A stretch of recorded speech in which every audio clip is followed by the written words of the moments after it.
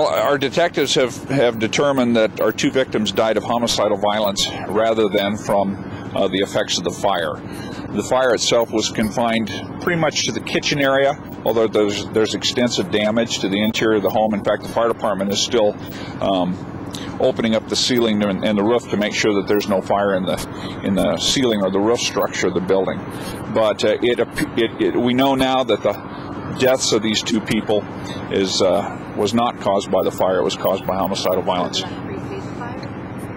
Well, one would assume so, but we don't know that for sure. They're going to be here, like I said, throughout the day trying to determine all the circumstances, and those are questions I can't answer at this time. What I can say, I mean, everybody was interested in knowing that did they die as a result of the fire, and we now know that they did not.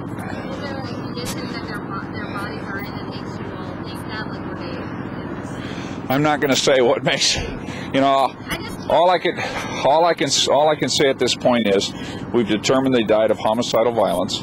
The exact cause of death will be determined by the medical examiner, and that'll probably be information that's released within a day or two. It usually takes a day or two to get to that point. We have much investigation to do here still before we remove the victims, and so we're still in the very early stages of this investigation, but we do now know that they did not die as a result of the fire. Can you tell us if the fire is suspicious? I can't tell you that because I don't know if it was set or if it was something that was simply cooking in the kitchen that was left unattended after the deaths occurred. I don't know that yet. What about their identity? Can you give us any information as to their ages or their identity? No, we're not going to go there yet. We haven't 100% determine their identities.